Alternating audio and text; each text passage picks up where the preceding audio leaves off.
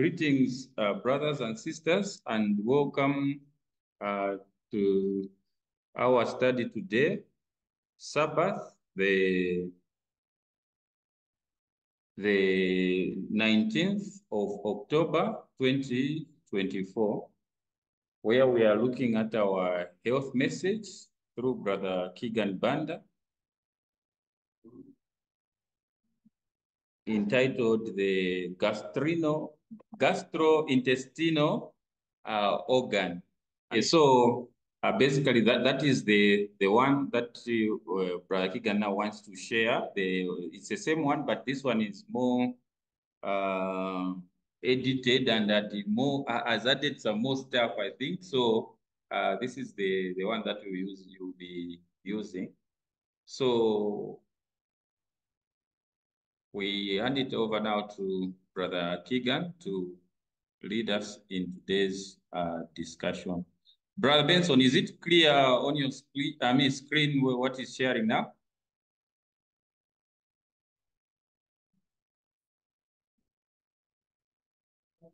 Intestinal tract. I think just zoom a bit. Or you will zoom, okay. Zoom a bit, Brother Keagan.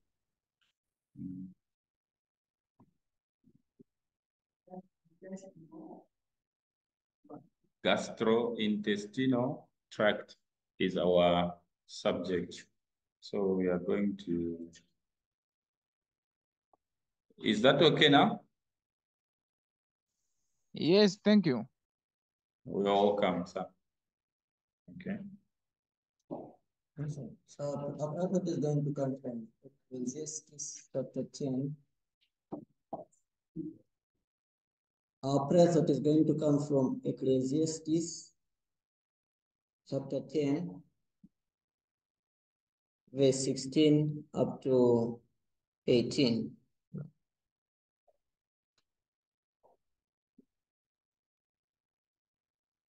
Ecclesiastes.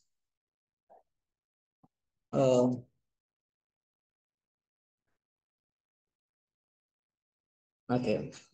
Yes, Brother Benson, you can read if you're able to see the screen. Yes, challenge. Sure.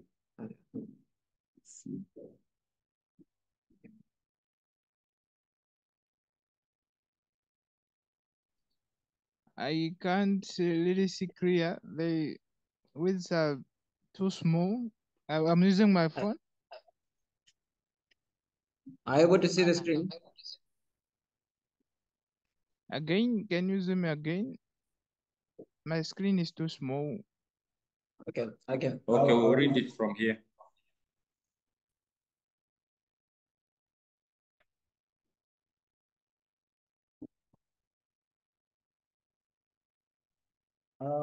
We need bracket.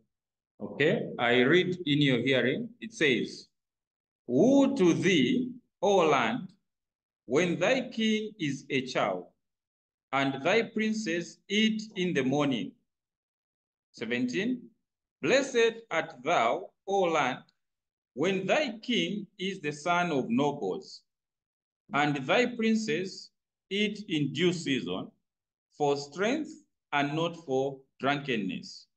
18, "By much slothfulness the building decayeth, and through idleness of the hands the house droppeth through."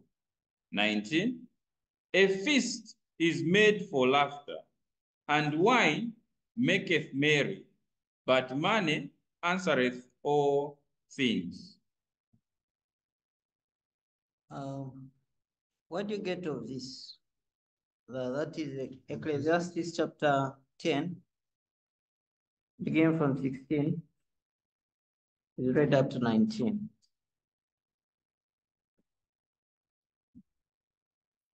Have you got any, Brother Manarula? Okay, here Solomon is telling us, saying that there is danger when we have a king who is like a child, who just eats anyhow.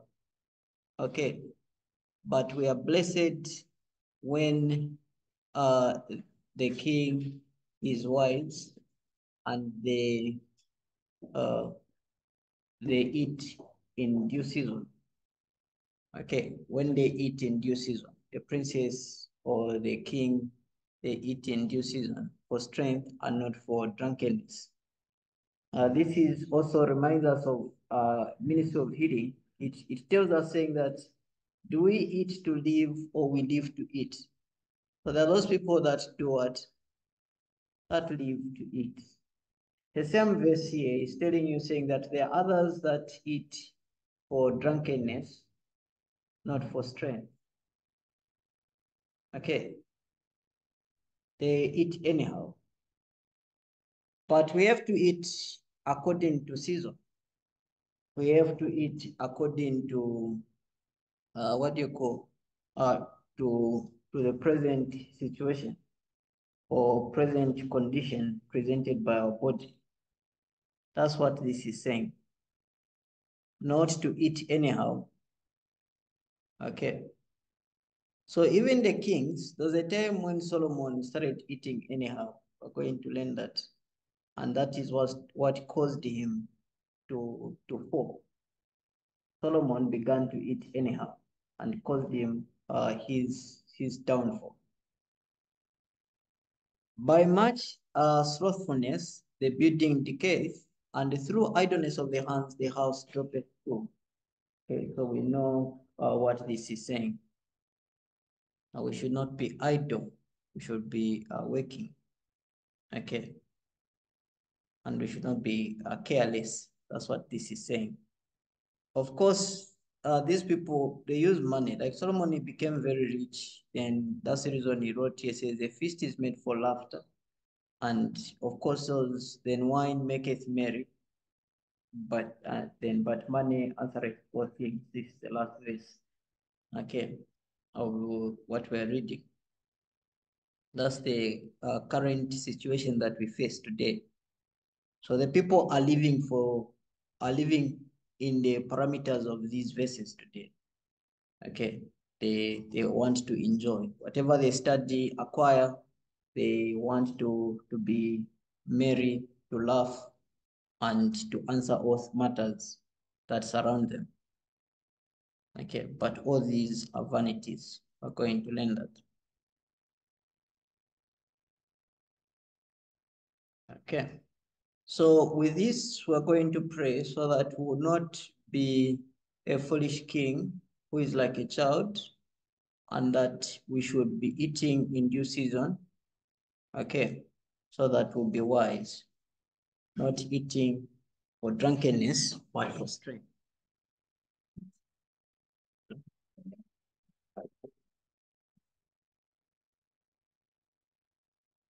Okay, we are praying. Our Father which art in heaven, we thank you for the gift of life today, Saturday. Saturday is the day that you told us that is the fast. So we have to fast from the daily duties of life, the secular things, and we have to dedicate our mind, our spirit into the devotion of your word. And today you've decided to give us the lesson called the Gastrointestinal Tract according to the Revealed Light by Ellen G. White and Victor Tasho Houghton. May you give us, not according to what the secular scholars have written, but because of what you have written and revealed to us. Because you who created the gastrointestinal tract knew what that is purposed of and what it should do, not what these people who research tell us. May you make us ready to appreciate that which you created and its functioning. Reveal more light to us, for Ellen White wrote much of this. In the name of Jesus, we do pray. For thanksgiving in our hearts. Amen.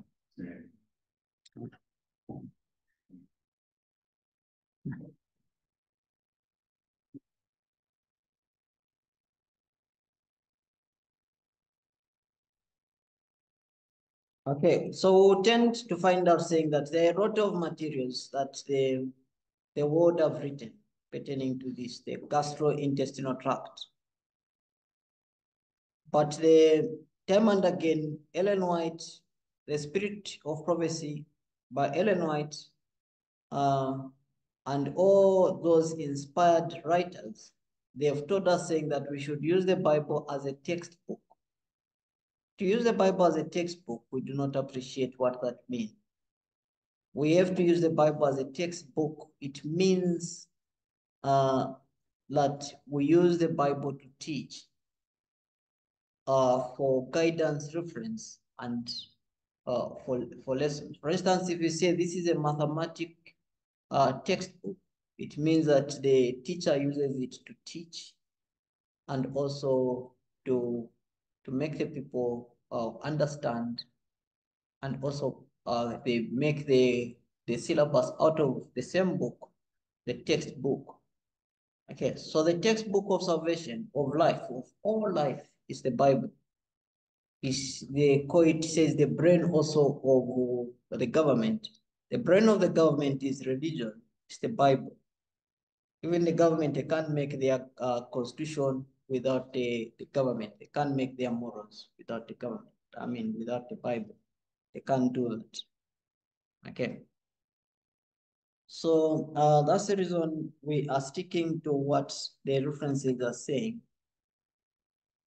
Last time we began to talk on the reason why we emphasized, or we follow Anton Beckamp over Louis Pasteur, is because of Ellen White told us in council, saying that disease is an effort of nature. Disease is not a problem, but it is an alarm, an effort of nature. That's what Ellen White told us.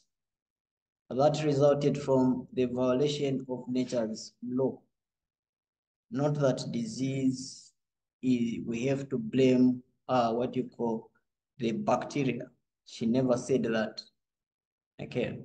So therefore, with that understanding, we know that when a person has a tumor, it means that it's just the effort of nature trying to collect the toxins that accumulated in the body, and the body began to make a bin in the system. And when it makes a bin in the system, in the medical language, they would call it a tumor, and they would want to poison it and burn it or cut it, remove the tumor. But the body, the reason why it would make it a bin in the system, in the body, it means that the elimination methods have been destroyed, or they have been barricaded, you are preventing the system from eliminating its waste products. So therefore, the body does make what you call bins in the body, which we call tumors. For instance, it can make fibroids, benign tumors in the uterus, when a woman is suffering from constipation. Okay, constipation causes fibroids. Today, the medicine, they say hormonal imbalance. Okay. It also can cause cysts. It can cause lumps. It can also cause polyps in the stomach. So there are a lot of things that we have to know, and we have to effect the elimination methods which the body put. Okay. So last time we talked much. We talked of the GIT. We ended up to we talked of chewing. We concentrated on chewing because digestion begins from the mouth, and if you don't chew, we know that we are sinning. Huh? If you don't chew your food, it means that you do not appreciate the what you call the system. CD tells you saying that to break the health laws is the same as breaking the Decalogue, the 10 Commandments. The health laws are the ones which also Ellen White, she talked of, saying that they were instilled to rebuke us. Okay, to rebuke us and to remind us of our wrong habits. Then she says, idiots will not be responsible. I think we've read that quote. Says idiots will not be responsible because the health laws, once you get sick, it's a reminder to remind you saying you broke the laws of health and you have to what? To live right. Okay. So then others, they will fret and blame God when they're suffering.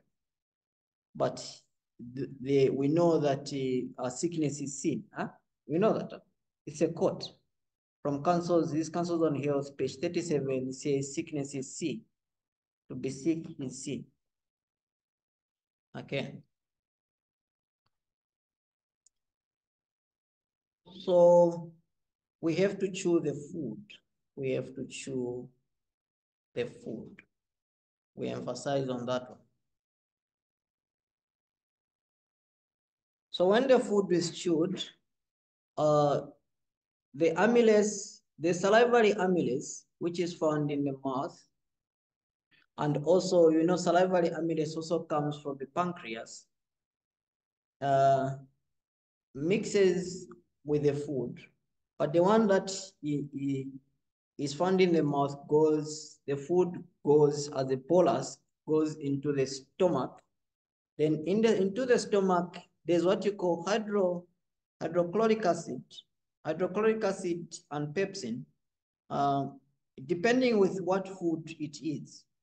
But if it is protein, pepsin will help into digestion of protein and together with hydrochloric acid, okay, to break it down into chyme. But when it is broken down, it has to go into what you call from the stomach, because the food stays into the stomach for 2 hours. The road has told us saying that the stomach, it is only 2 quarts. It's about 2 liters, the stomach. So we should not exceed the what? The volume of the stomach. We should not exceed. Because there are people who eat anyhow, and we know overeating is sin. And those that overeat, they extend the size of the stomach. And we should not exceed that. We know that the stomach is small. The volume is small for the stomach. And when the digestion is done from the stomach, okay, then the sphincter keeps it. The sphincter, we know the sphincter from this, the stomach. Then after 2 hours is done, it will go into what we call the duodenum.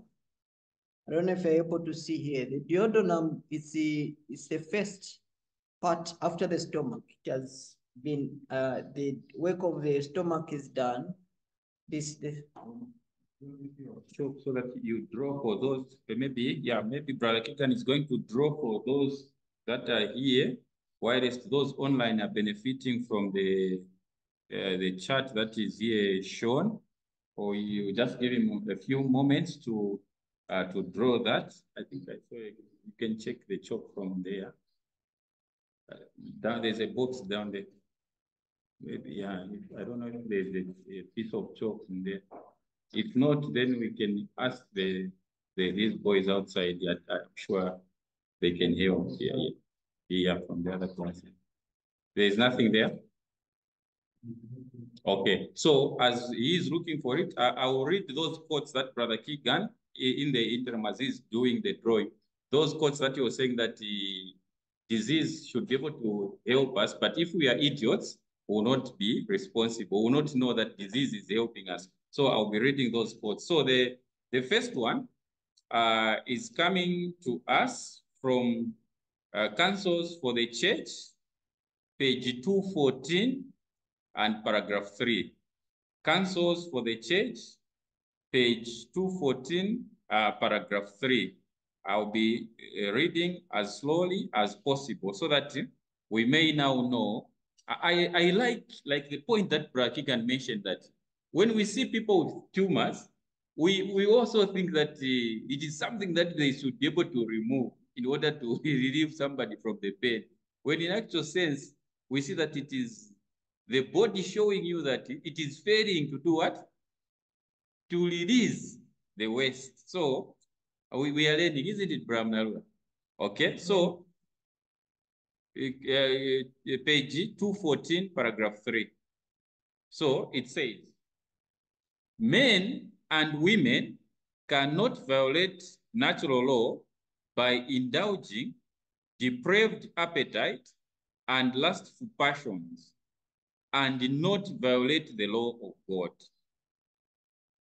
Therefore, he has permitted the light of health reform to shine upon us, that we may see our sin in violating the laws which he has established in our being.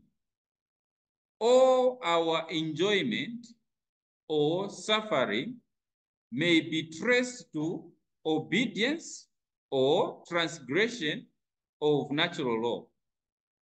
Our gracious Heavenly Father sees the deplorable condition of men who, some knowingly, but many ignorant, are living in violation of the laws that he has established. And in love and pity to the rest, he causes the light to shine upon health reform. He publishes his law and the penalty that will follow the transgression of it, that all may learn and be careful to live in harmony with natural law. He proclaims his law so distinctly and makes it so prominent that it is like a city set on a hill. All accountable beings can understand it if they will.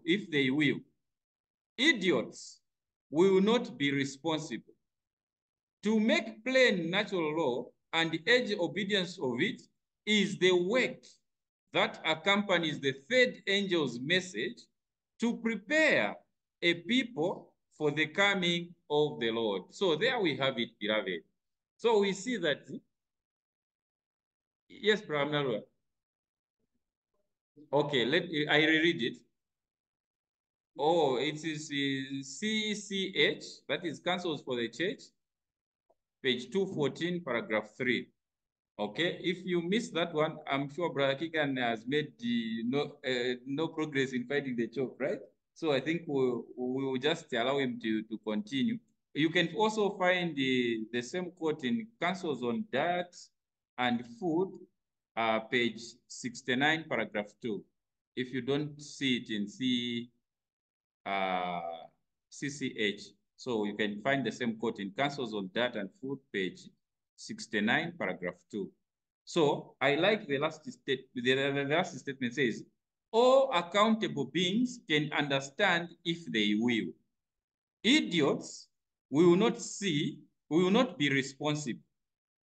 To make plain natural law and urge the obedience of it is the work that accompanies the third angel's message to prepare a people for the coming of the Lord. So I just thought of reading that. So Brother Keagan will continue as he was telling us the part of the body called the duodenum, where the food goes. I don't know if you're able to, are you able to see? Hello? I don't know. You can sit closer here so that you see what I'm talking about.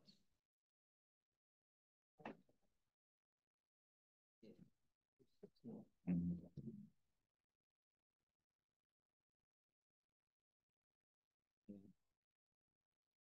So you see that digestion begins from here, in the mouth. The mouth.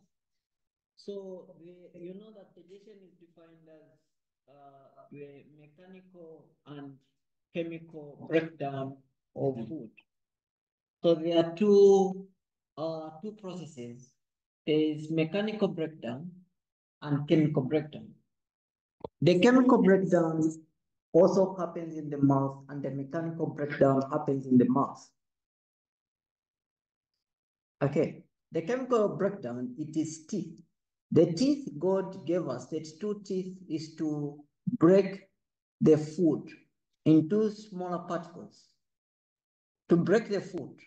If we are vegetarians, we break the cell wall, make it, we chew so that we reach the chlorophyll, the sap that is contained, okay, sorry, the sap that has the nutrients, because the nutrients are contained into the sap.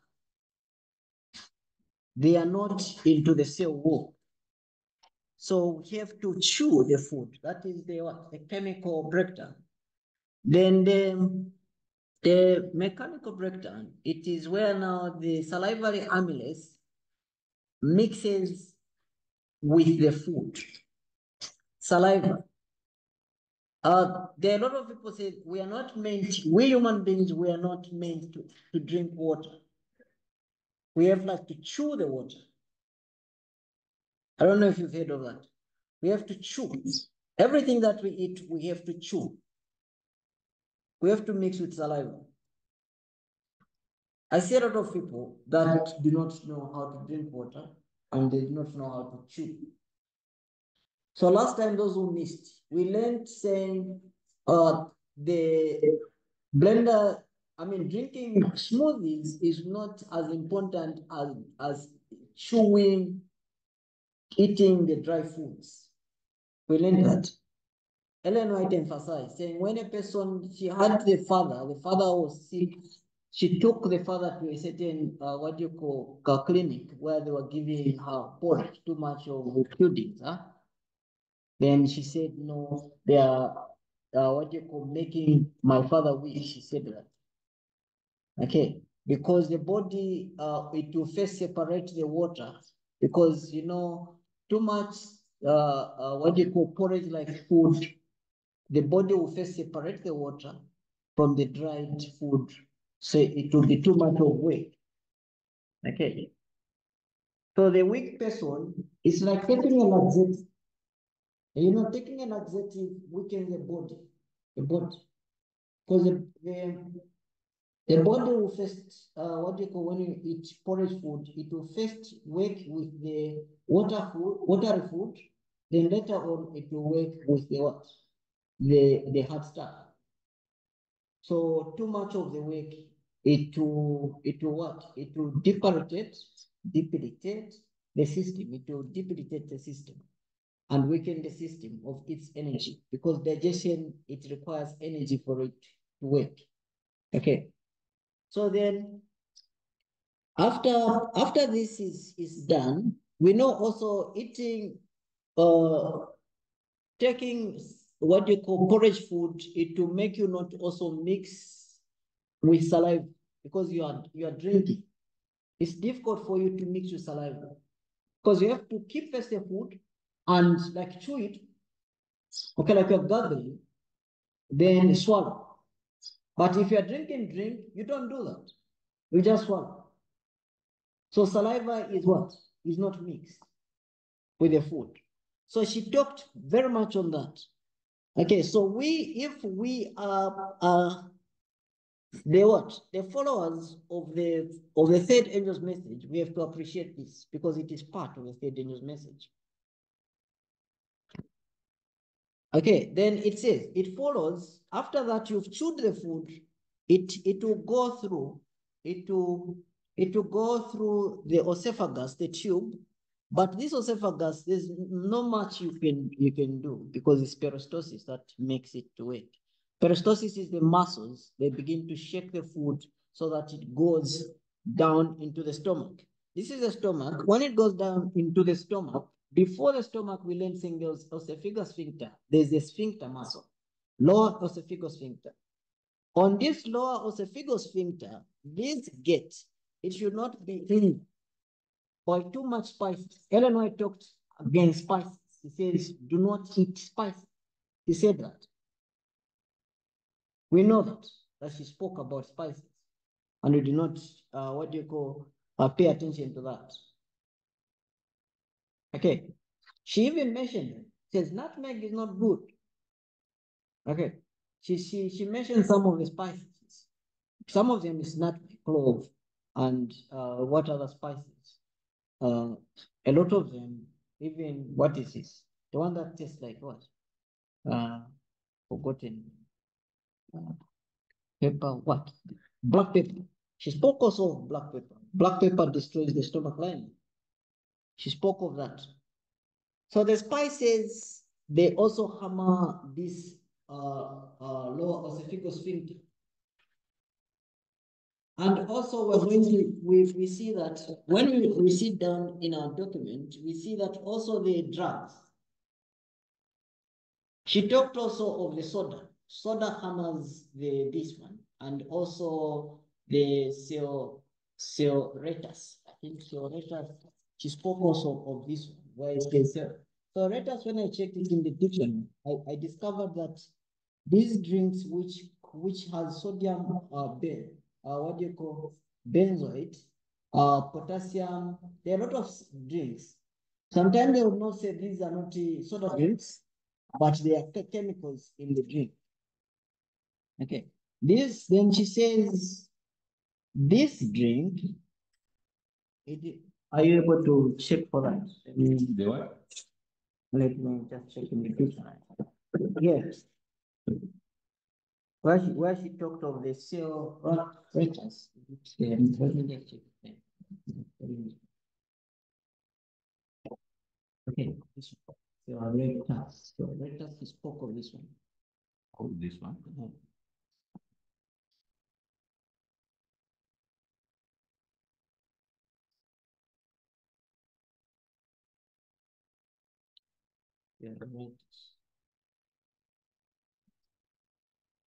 So it says it's a leavening agent consisting of potassium or sodium or carbonate.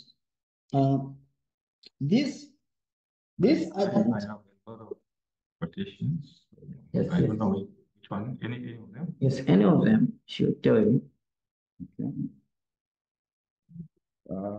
Councils on Diet and Foods, page 315, paragraph 4, says, some do not feel a religious duty to prepare food properly. Hence, they do not try to learn how. They let the bread sour before baking, and the serratus added to remedy the cook's carelessness make it totally unfit for the human stomach. It requires thought and care to make good bread, but there is more religion in a good loaf of bread than many think. CD, page 315, paragraph 4. Okay, so when you read, you check just this. You say she talked very much on soda. She talked very much on the serratus. The serratus is an agent that they put in drinks and also in baking things. It says it injures. It works like in this blend, what do you call bacteria, the one which is called H. pylori, the one that is the stomach lining. Also, this chemical is the stomach lining. It does that. So she spoke saying that we should not do that. We should not ingest such. Okay, she says you should not ingest. Also, this chemical bends the lower esophageal sphincter. It bends the lower esophageal sphincter. So we can bend the lower esophageal sphincter by a lot of things. There are also what you call the drugs. There are a lot of drugs that we can bend. There's also what you call acid blockers, antacids are the ones that are given with those people that they claim they have what you call gases. So they want to block the acids. Also, what they're going to do, they're going to injure the lower esophageal sphincter. If you injure the gates of the stomach, what happens? It is going to be open. Then you're going to suffer from other conditions, worse conditions. So we don't have to do that. Okay. Okay, you can read this one. Okay, so the other quote, which is speaking more on serratus, is found in Councils on Diet and Food. That will be page 343, paragraph 5. It's a wonderful paragraph. It says, we see sallow complexions and groaning dyspeptic, yes, dyspeptics wherever we go. It's indigestion. Mhm. Now, indigestion, that's why we see a lot of people who have sallow face skin. Okay, they don't look well. Sallow. Not shallow. Sallow. Sallow. It's a color, yes. The color that is A pale color. pale color, yes. A pale color. We see people who look pale. It's because food is not digested. Okay, that is dyspeptics. Food is not digested. Then they So we are not saying when we sit at the tables and eat the food cooked in the same manner as it has been for months and perhaps years, I wonder that these persons are alive. Bread and biscuits are yellow with serratus. This resort to serratus was to save a little care in consequence of forgetfulness. The bread is often allowed to sour before baking. And to remedy the evil, a large portion of serratus is added, which only makes it totally unfit for human stomach. Serratus in any form should not be introduced into the stomach, for the effect is fearful. It eats the coatings of the stomach, causing inflammation and frequently poisons the entire system. Some plead, I cannot make good bread or jams unless I use soda or serratus. You surely can if you become a scholar and will learn. Is it not the health of your family of sufficient value to inspire you with ambition to learn how to cook and how to eat? This statement is also found in Testimonies for the Church, Volume 2, page 537. Okay, so you see that everyone spoke very much of pertaining to this. Actually, there are bundle of quotes pertaining to the gastrointestinal tract. Okay, but we injure our body, and when we see the effect, the effort of nature, then we begin to, I don't know, we do not ascertain the cause. We do not do it. We do not ascertain the cause. Because if we try to ascertain the cause, all of us would be on our knees when we get sick, and we pray and ask for forgiveness. But we do not do that. We do not ascertain the cause.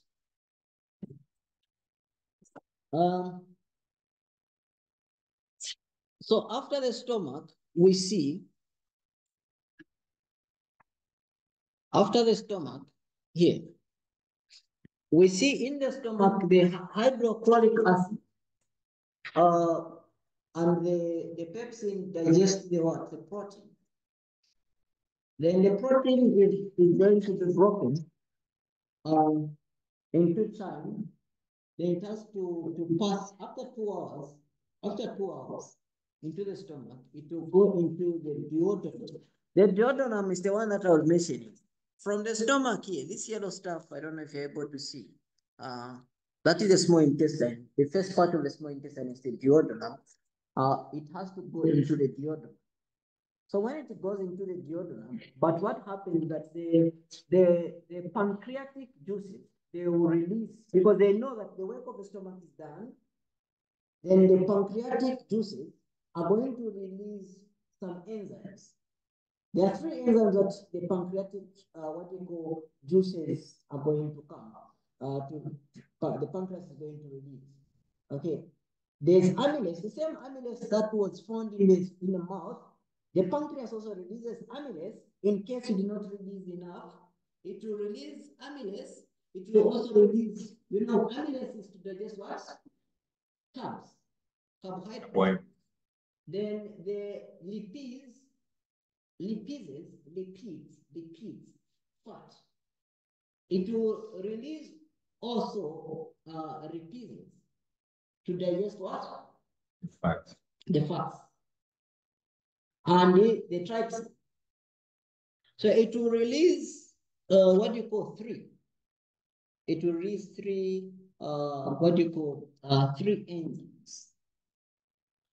So what happens that from the stomach here, from the stomach, the bowel, because the bowel, which the liver is going to produce, the bowel produces, then it stores into the gallbladder. The bowel, the reason of the bowel is to neutralize the acid that came with the food from the stomach. Because you know that the acid is very high. Hydrochloric acid can burn the small intestine. So the bowel from the bowel ducts is going to neutralize the acid from the food, so that it doesn't burn you. Then the pancreatic juices are going now to be added to that food so that the digestion happens. Okay. Then too much absorption is going to happen from this same small intestine. Duodenum, the breaking down continues, but in the duodenum, when the issue of the lipase work is effective, because the reason why the bowel ducts or the bowel will happen is because so that the work of the lipases to break down the lipids. You know, the reason why the bowel ducts is there. You know, the work of the gallbladder is to break down the cholesterol, the fat, so that the work is done from there. That's the reason a lot of people eat a lot of lipids or fats. Those that eat too much of cholesterol. We learn saying cholesterol, there's nothing like bad cholesterol. Those who missed it. Nothing like bad cholesterol. The one that we call bad cholesterol, it is because cholesterol is made by the liver from the carbohydrates. So then what we call bad cholesterol is eating animal food, because cholesterol is found in animal food.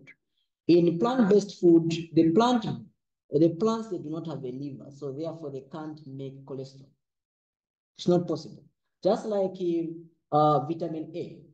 In plants, there's no vitamin A, because vitamin A, it is what?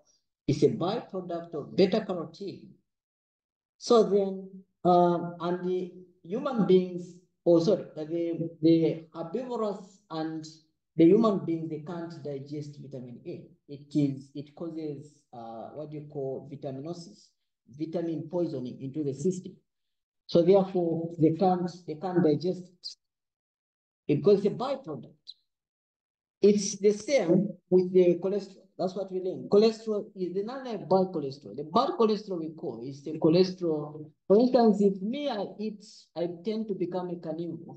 I eat something that is animal-based, then I'm eating cholesterol, because in the animal-based, there's cholesterol, because there's a liver. But if I eat plant-based, there's no cholesterol. There's zero cholesterol. Okay. Then in that cholesterol, we know the body will fail.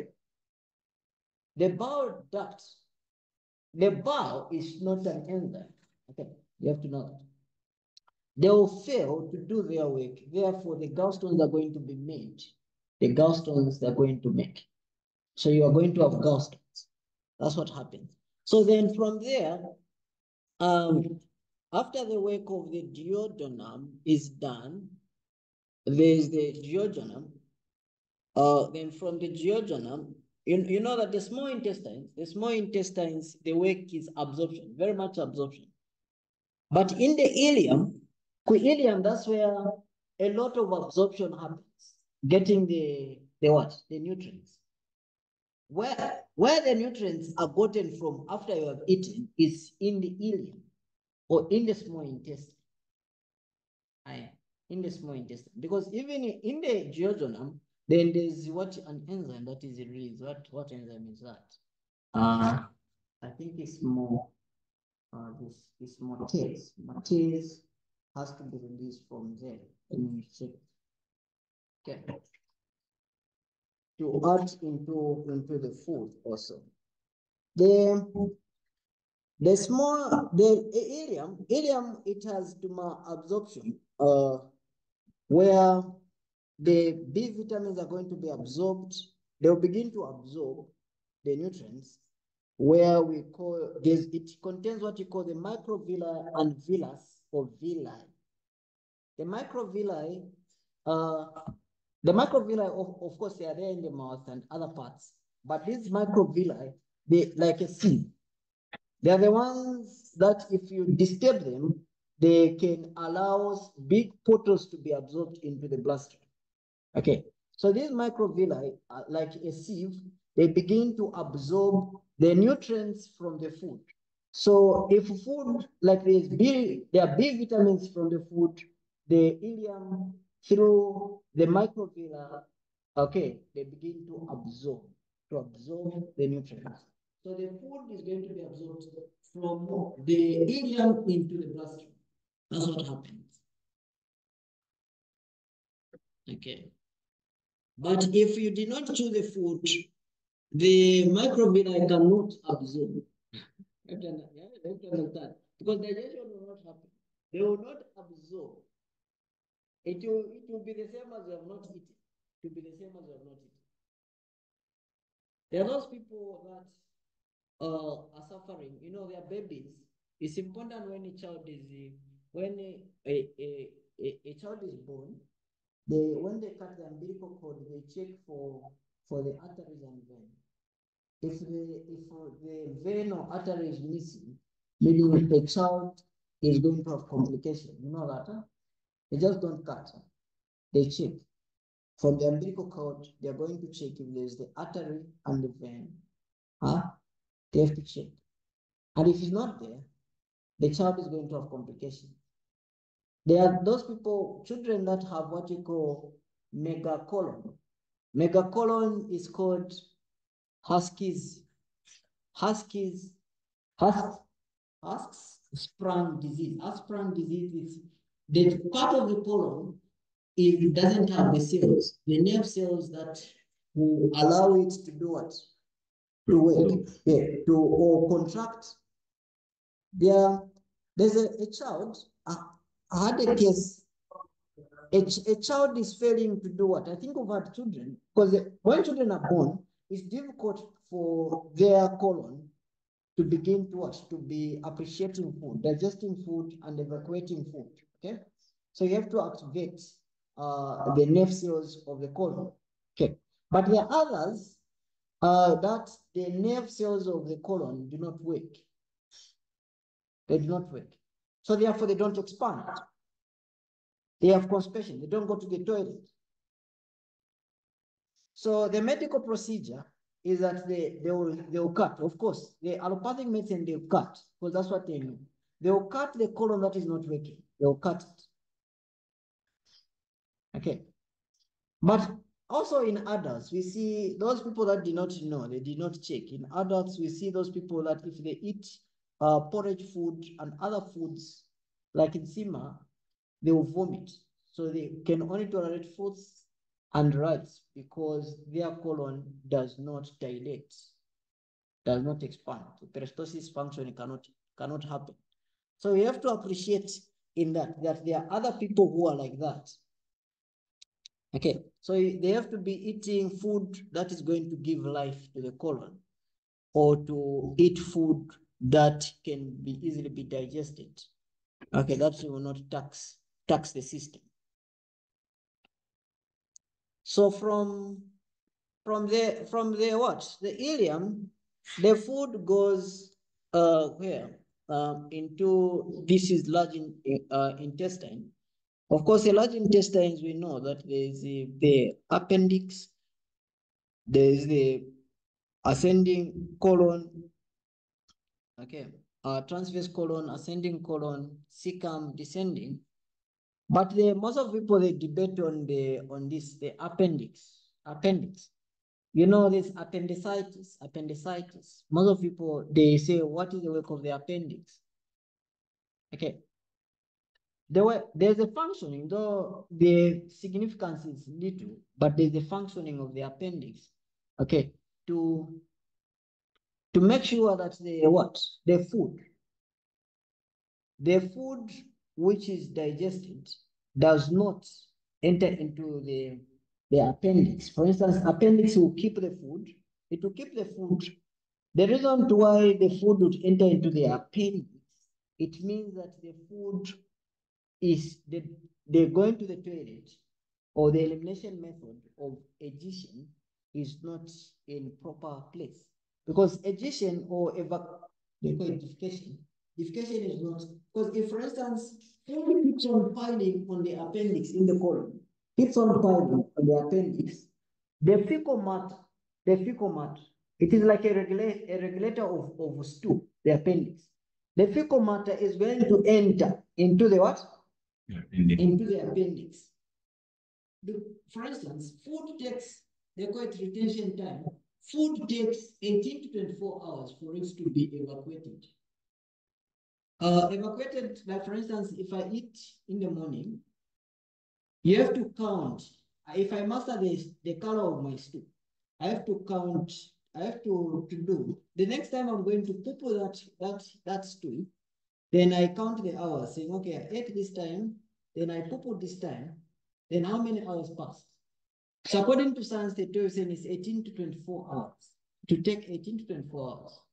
So if I eat at 7, meaning I have to poo at 7 tomorrow. You know that? Huh? You have to poo at 7 tomorrow. So when I poo at 7, then the reason why they call indigestion, you can know it from there, because indigestion is, for instance, 5 hours after you've eaten, or hours later after you've eaten, you're going to see your poo. Means that your food is not digested. You understand? Yes, so you did not chew the food properly, or there's issues to do with the microbiota in the system. Okay. Like when you have diarrhea, you know, when you have diarrhea, after you've eaten, that food that you ate, you're going to see it, what you call minutes later, there's indigestion. I don't know if you've had diarrhea. You have diarrhea, you eat. The same food that you have eaten, you're going to see it in the toilet. So the normal hours is 18 to 24. You're going to see the what? But imagine now, the food that you ate at 7, then tomorrow at 7, you don't evacuate it. The food keeps on piling. But you keep on eating. The food keeps on piling. Later on, you're going to have issues to do with the appendix. You're going to have issues to do with the appendix. Because poo-poo is going to go into what? Into the appendix. Then it goes, yeah. This the large intestine, the purpose of the large intestine basically is for water absorption and for peristalsis functioning, to make the poo-poo what? Leave the what? The colon to go into the tube called the rectum and to evacuate the what? The waste. The waste, the stool. Basically that. And diseases of the small intestines from the duodenum and the ileum, there are less diseases there, because the body, the way God created the body, because most of the absorption happens from the small intestine, so God cannot tolerate the diseases to happen from the small intestine. He protects the small intestine, because absorption of food happens from there. So therefore, diseases that people complain much, they happen from the large intestine and from where? From the stomach. Okay? Large intestine and from the stomach, they complain. These are the parts that we complain of. H. pylori, yes, happens very much from the stomach. Yes, it's the stomach. It's the one that I said, it is the stomach lining. Okay.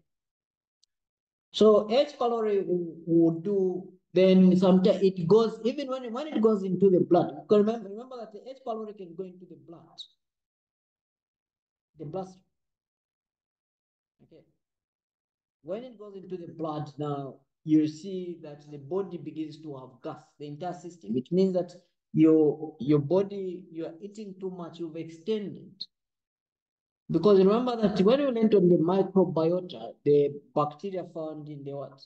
if the same bacteria, if you are not clean enough, you don't eat clean food. Okay, clean food, you eat dirty foods. I'm talking of dirty foods in terms of foods. And we cannot cook dirty foods anymore. Or if you eat inorganic foods, foods that are not meant for the human machinery. Since the body, you know that the microbiota knows that this food should not be in the body. They act like scavengers. We know that.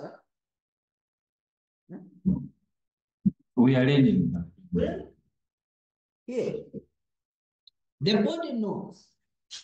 The body knows that the cells, like for instance, just like the body knows that the epithelial cells that are for Monalula are these, they will know.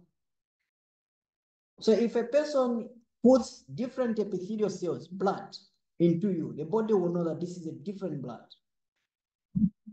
Okay, they know. So they can act. They can act to attack that blood, and you may suffer from autoimmune disease. Also, likewise, the body knows the food. Okay. The guide was given is from Council. Let me give you the quote from Council. Ellen White told us saying, it's the time when she, I think you can read it. This is COL. I don't know if I have that quote.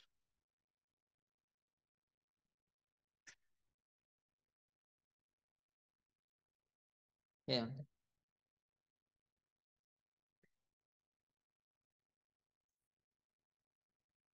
It said, sorry, SOAP.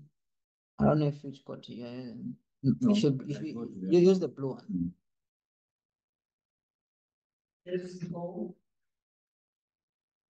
SOAP 82 paragraph 1, solemn appeal. Solemn appeal.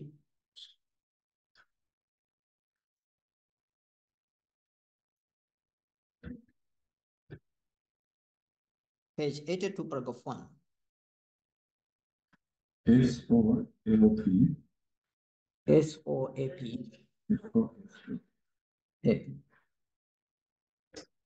82. 82. In this case. Paragraph 1.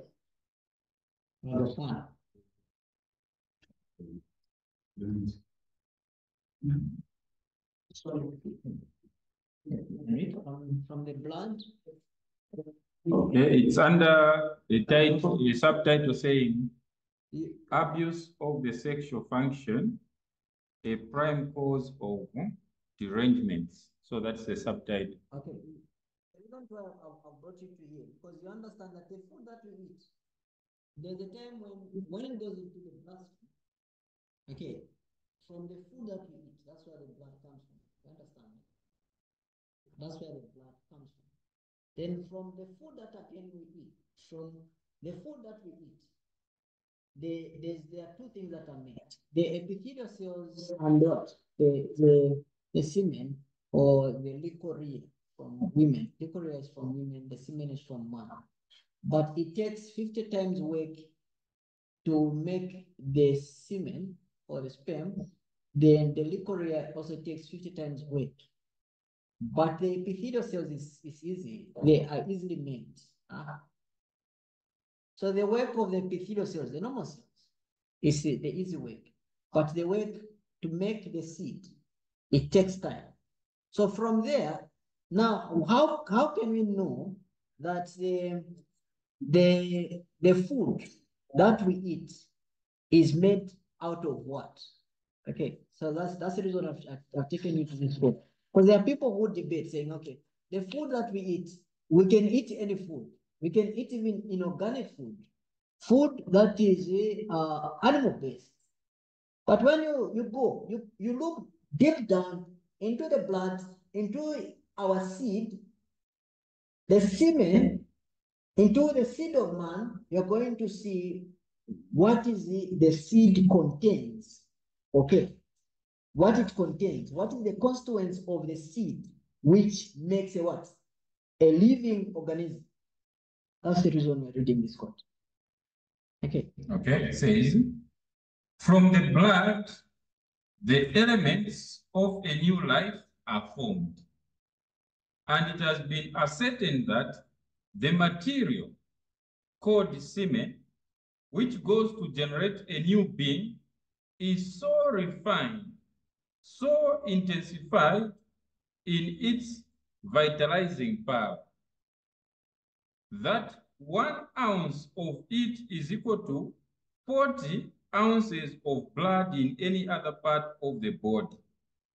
Then, too, the nervous force expended is amazing.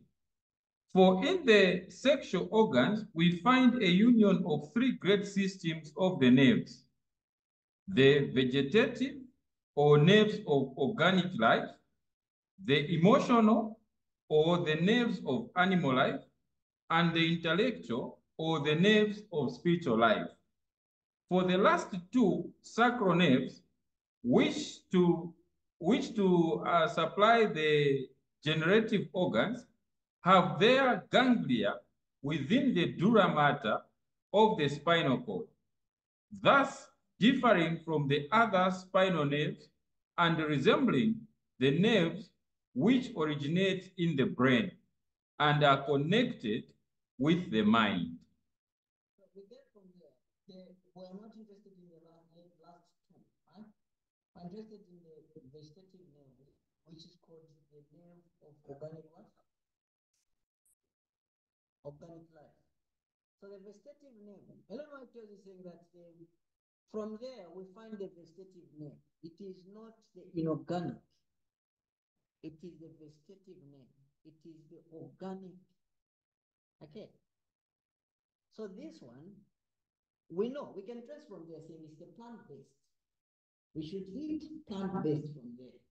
The body knows. For instance, if you ingest food that is not plant-based, the body will know, saying that this is not part of me. It's going to know that. Okay. The other part is another discussion where she talked of the intellectual name, huh? And the spiritual what? Name. The spiritual name. From there, so meaning that from me, I can, if my spiritual life is low, if I have a child, the child is going to have that in him. Okay, because from me, the semen composed the spiritual life that was low. Also, the child is going to have the spiritual life that is going to be low. If I was eating food not properly, chewing food not properly, and the food that I ate, if I'm going to have a child, that child is not going to be created properly. Eh? The constituents of that body is not going to be built accordingly.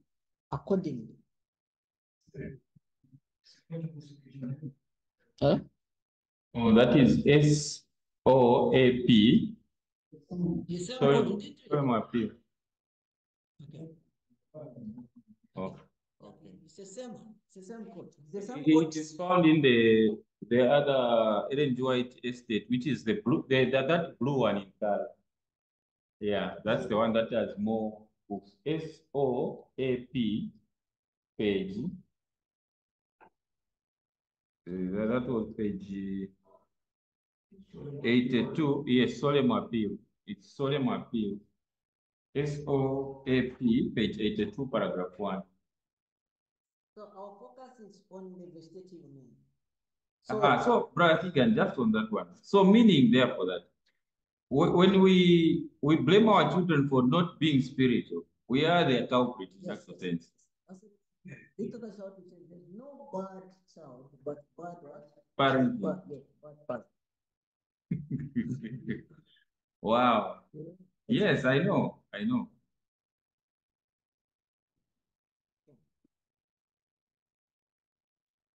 So the course are simple. Even from, we can trace our original diet should be what? From the seed that we produce. And that our original diet should be plant-based food. And it's the one that should create our being into new life. Okay. So let us go down here. So the enzymes, let me just put you into a nutshell. The enzymes, so the work of the enzymes, so that if you didn't get here, the carbohydrates, the enzyme is amylase. Okay, associated is found in the saliva. Okay, and pancreas. You know, pancreas also produces saliva. I mean, sorry, amylase. Then saliva also produces amylase. Okay, then what they do, they digest or break down starch, okay, into motors. Then it's the same. Then from motors. This quote, Keagan, this quote, going down, it is even more serious. The motors. Then when you check the motors, it has to be broken down. Okay. Then the maltase, which is sourced from the small intestine, the one I was telling you, the duodenum. Okay. Then it has to break down the maltose into glucose. To break it down, carbohydrate has to be broken down twice. Huh? From carbs into maltose, and from maltose into what you call, from maltose into glucose. It has to be broken down so that it is just absorbed into the bloodstream, then from the bloodstream into the muscle cell. You know, the diabetic patients, the reason why when the carbs is broken down into the motors, then into the glucose, then it goes into the bloodstream. But from the bloodstream, it can't go further into the muscle cell. Then since there's too much glucose into the bloodstream, because you keep on eating, then what happens? You'll be called diabetic. That's the reason they call diabetes. Diabetes stems from when a person went to pee, then tested the urine tested sweet, then they called it diabetes. Diabetes meaning sweet urine. Okay, so when there's too much what you call glucose in urine, they call it diabetes. But those who study further, the problem is not in carbs, the problem is not in protein, but the problem is in fat. Because what causes diabetes is fat. The insulin hormone from the pancreas is the one that opens the muscle cells for the glucose to enter. And it's the one that, converts the excess glucose into glycogen. It's the one that does that work. So if the insulin hormone is resisted by its receptor due to fat accumulation, then you have what you call diabetes. The other term of diabetes, they call it insulin resistance. There is insulin. Insulin is failing to open the key. It is resisting. Okay. So once it resists, then you're going to have diabetes. But the doctors today, conventional allopathic medicine, I don't know if these people are not, I don't know if they are not, they are dumb or what. Because their method, they use like this. They say, they know, they can define this. Because when you ask them, saying, okay, what has caused the insulin to resist? You just ask them a simple question. Diabetes, they're going to define. What has caused the insulin to resist? They're going just to scratch their heads. They will not tell you. They will not tell you the reason why the insulin is resisting. They will not tell you what has caused the insulin to resist. Okay. Then, okay, what is the method then? Because if you do not know the reason why the insulin is resisting, then how are you going to cure diabetes? It says, okay, the method of curing diabetes is one, to reduce the glucose level in blood. But is the glucose level a problem? Because the reason why we eat is for food to be turned into glucose, into energy. Okay, that's the reason we eat, for energy. Okay, for calories. That's the reason we eat. Then Then they want to eliminate the energy. After you have eaten, they want to eliminate your energy. That's what they want. And that energy, they will tell saying, no. And the other method, they say, eat all the time, but in small. And I've seen a lot of medical missionaries, and I don't know, they are logical thinkers. They say, okay, when you're diabetes, eat in small all the time. How? Spiritual prophet tells you, saying that how many hours should pass after you've eaten? 5 to 6 hours. And if you tolerate to eat in between meals, the food is going to be turned into poison. But they will allow people to be eating in small, in bit. Okay, maybe.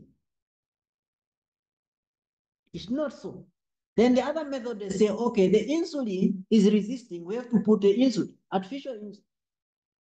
That's the other method they use. They inject with artificial insulin.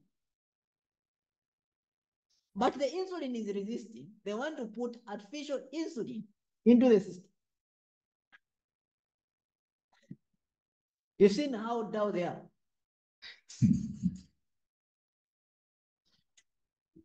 Explain it to any physician. You expose him that is very dark. Because, you know, the method is simple. What has caused the insulin to be resisting is fat. So what is the solution? Is to remove fat foods. Is to remove food that are not organic, that are inorganic, that are not vegetative nature, that are not plant-based. Once you remove them, insulin is going to now be working. It's like, you know, a key. Then you find that your padlock is resisting the key, but you know that it's the actual padlock. It means that maybe there is gum or something has gone wrong with the padlock. So you have to open it to remove the what? The gum or what is blocking, so that it begins to work. But the solution is not to kill yourself, because you are the one who want to enter into the house. So you, for instance, you are the sugar, the glucose. So the solution is not to eliminate your family or yourself from entering into the house. I don't know the reason to why they do that. Anyway, yes, they say, yes, that's the Canada tells you saying that is foolish. Yes, they say, and they call the work of God foolishness, and us we call their work foolishness. Okay, that's how it is.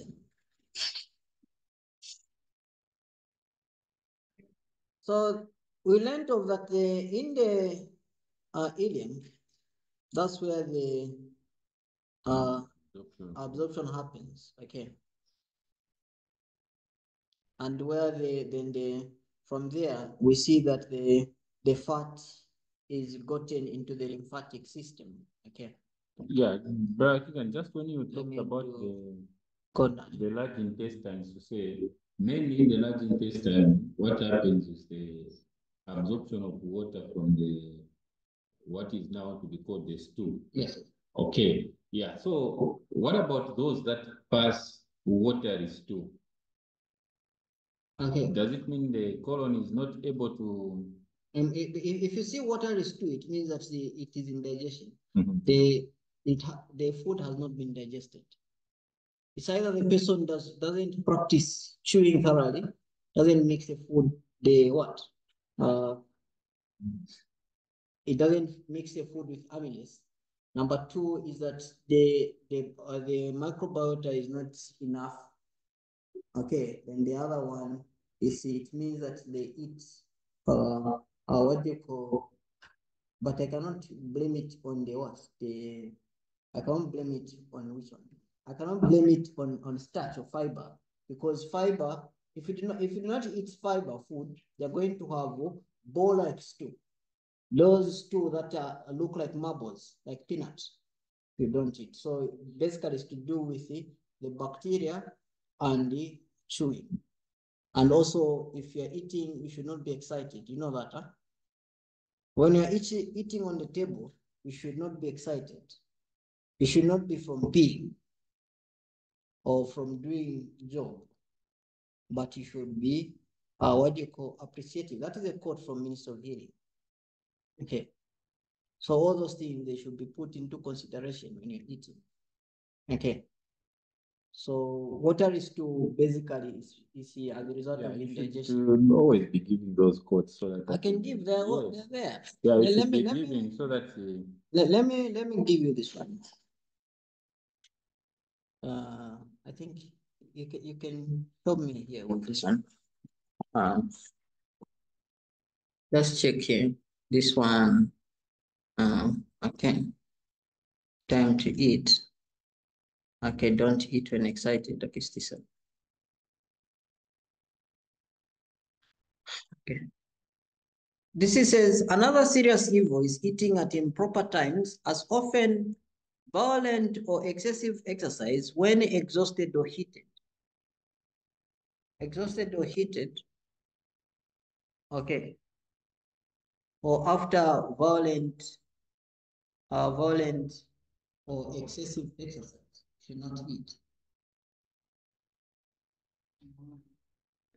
Because immediately after eating, there is a strong draft upon the what?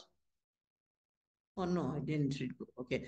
Another serious evil is eating at improper times as often, as after violent or excessive exercise. When one is much exhausted or heated, immediately after eating, there is a strong draft upon the nerves, the nervous energies. And when mind or body is heavily taxed, just before or just after eating, digestion is hindered. When one is excited, anxious, or hurried, it is better not to eat until rest or relief is found. that is the Minister of Healing, page 305, paragraph 3.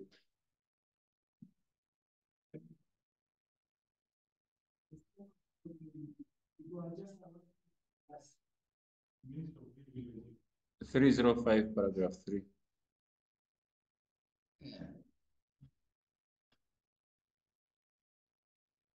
So you've seen there. So counsel, Ellen White, when I say that Ellen White, she spoke very much on this. It's not a joke. She spoke very much on the GIT. In council, in her writing, she spoke very much on the GIT. I don't know where else. I mean, yeah.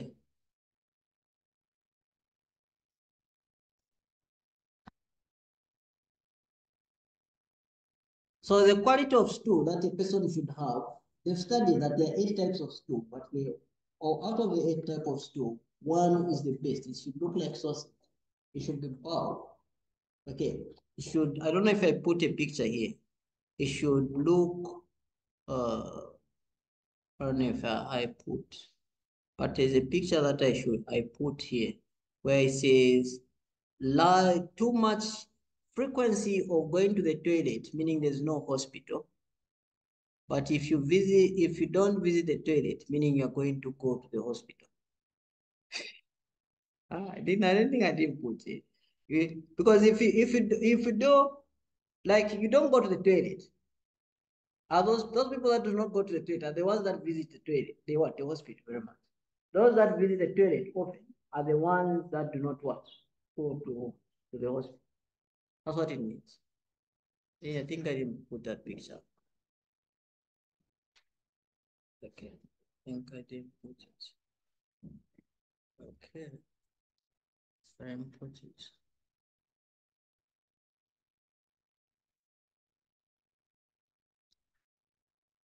So here, entering Wedge, it went further by telling us, saying that even after we have eaten, we should know the calories. Huh? You should know the calories from the food. Entering Wedge, page 61, it tells you, paragraph 1, the calories out of each meal. Because we have to be intelligent. For instance, the road told us saying the size of the colon, but it's not enough for you to know the size of the colon. You have to know in each food what are the calories? Okay, like 1 gram of fat, it harvests how much calories? You have to know that. If you eat 1 gram of fat versus 1 gram of carb, which one is more? Okay, we have to know that. So here, Enterprise begins to tell us saying that 1 gram, that is paragraph 1, says 1 gram, can you read? Okay. Calories, it says 1 gram fat yields 9.3 calories. 1 gram protein yields 4.1 calories. 1 gram carbohydrates yields 4.1 calories.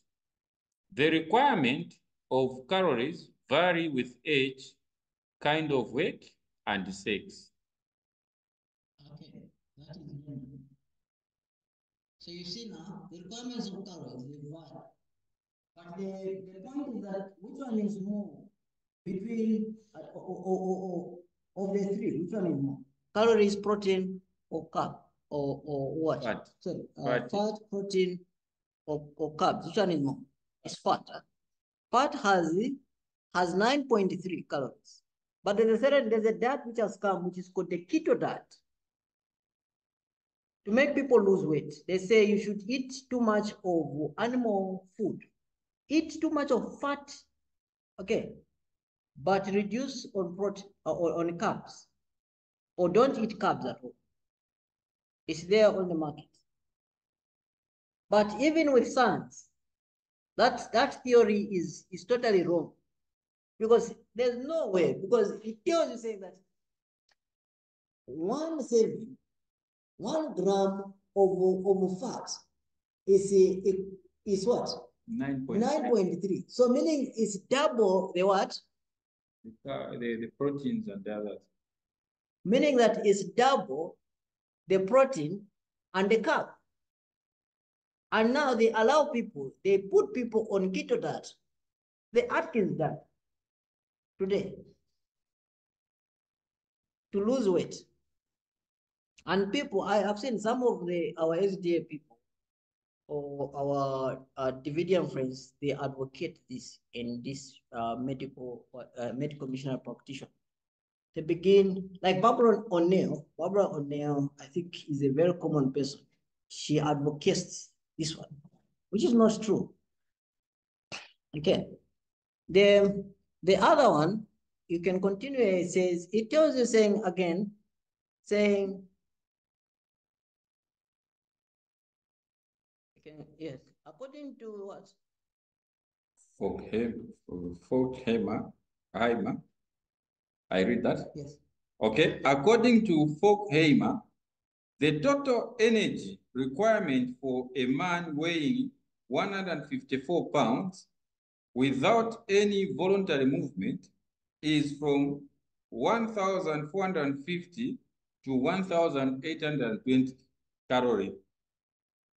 Patients confined to bed, though, are never at absolute rest, except during sleep, and therefore the energy value of their body should not fall.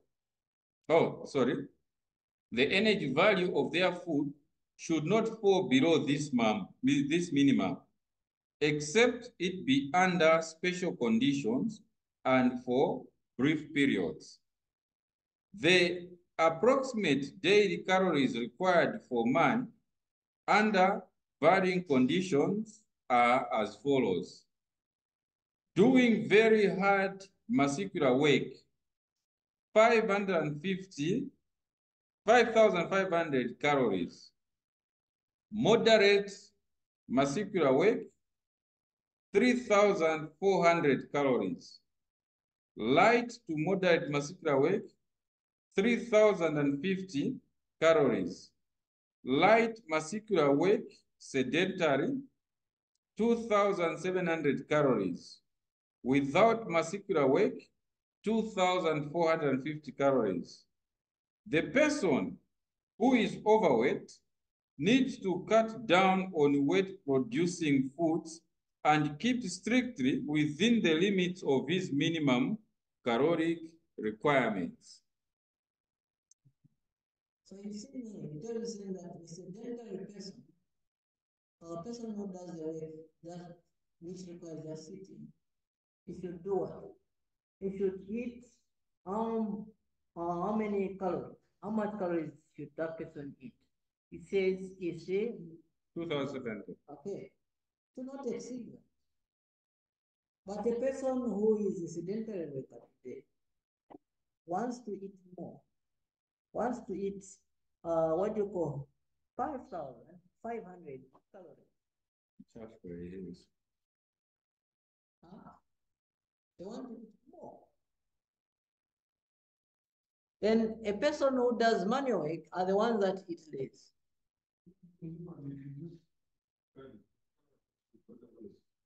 Calorie what? Calories. We've already said. You remember one beta first told you already, say 1 gram of fat. 1 gram of fat equals to 9 what? A hair. So imagine that you take how many grams of fat? So if you take 10 grams, that would be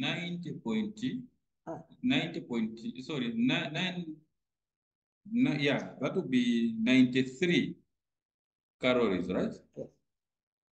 So 10 grams is, now you find you eat 10 kg. So that will be too much. And that is just the fat alone. Then you need proteins. So in fact, where you have proteins and carbohydrates, then the quantity of these two, when you add them, it is more like give you the same amount of, actually less by 0.2 grams of 1 gram of what? Fat. So it means therefore that we should eat less of fat, more of proteins and carbohydrates. Except, yeah, I'm still looking at now the breakdown as in how much of fat in calories a normal body should eat and how much carbohydrates, because this is where I'm sure the entering way to take us. When you trim down at how much what? Okay, I'm saying if we are talking of the minimum for somebody who is sedentary, yeah? It is 2,700 calories. So of those 2,700 calories, how much should be carbohydrates? How much should be fat, and how much should be yes, yeah, I saw it. Yes. There's a person. Okay, write this one. Yes, I know. Okay. So this one. No, this one. Yeah. Okay. So the paragraph 2 of entering wage, page 62, says the following. The average man at work requires approximately 3,000 calories daily. There is, however, a great divergence of opinion among dietitians as to the relative amount of the proteins, the carbohydrates, and the fats required for a well-balanced diet. Perhaps the individual himself will have to determine by experience. So according to the way he answered, it says that there are a lot of what opinions pertaining to how much carbs or protein and fat. And we know there's a debate. I think it was 4 hours debate. A lot of people they come like the same Atkin. Atkin tells you saying that you have to eat more of what? The fat. Huh? You have to eat more of the fat, but you eat 0 of the carbs. Then others also they tell you saying no, like today. But USDA they say how many should we eat per day? They say you should eat 25% of protein. 25% of protein. Then the minerals. What is this? protein, the carbs they say how many, because I only know of protein. They say 25% of protein. You should eat 25% of protein. That is the USD requirement of eating the protein. USDA.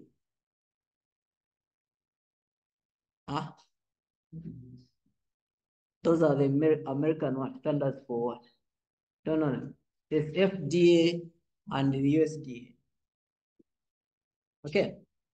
But according to what Victor Tashohauti first told us, it varies what your body suits.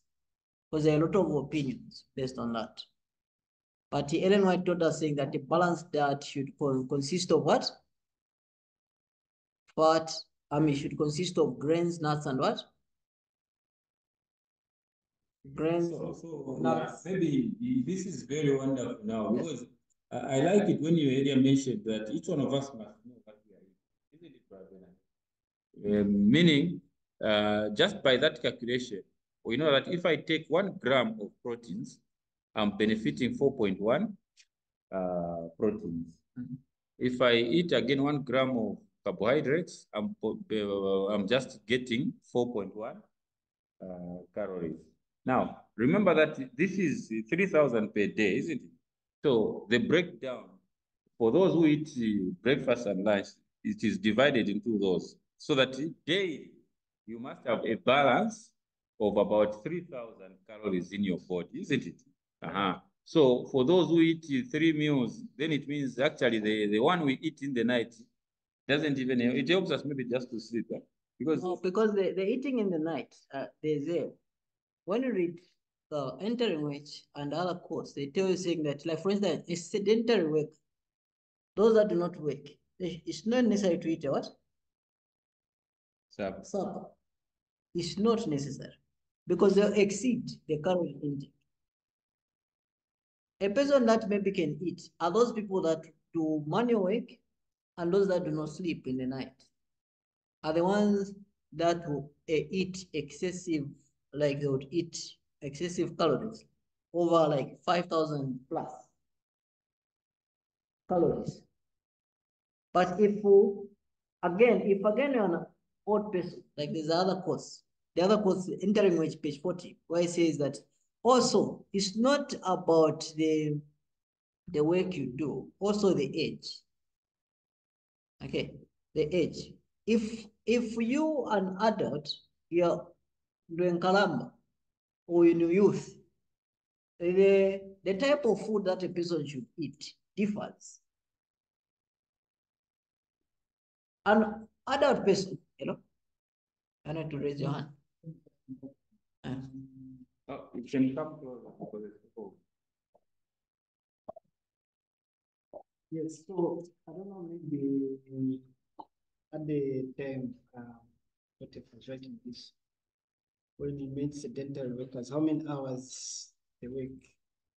Because most of course, when people say sedentary workers, they refer to people work for probably 9 hours or 8 hours. But there are some sedentary workers that work about even 14 hours. So what happens in their case? They're working for 14 hours.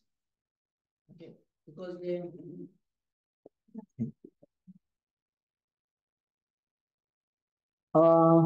if it's sedentary worker it's just sedentary worker. To sedent, it means it's not attached to the hours.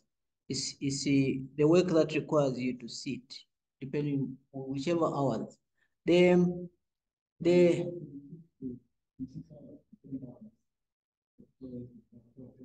Yes, they do. Yes, they work like that.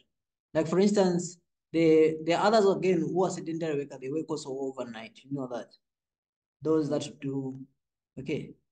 So the council courts pertaining to sedentary worker, those that break the hours of the night, and also those that work at length.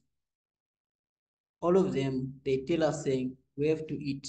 Because for instance, if I take you to the course of physical culture, the lesson which our brother Peter was taking us in the Leviticus, it tells you saying that Those that do not work, the sedentary workers, or those that do not work, for instance, they just sit and read, or they just sit, they use the mental.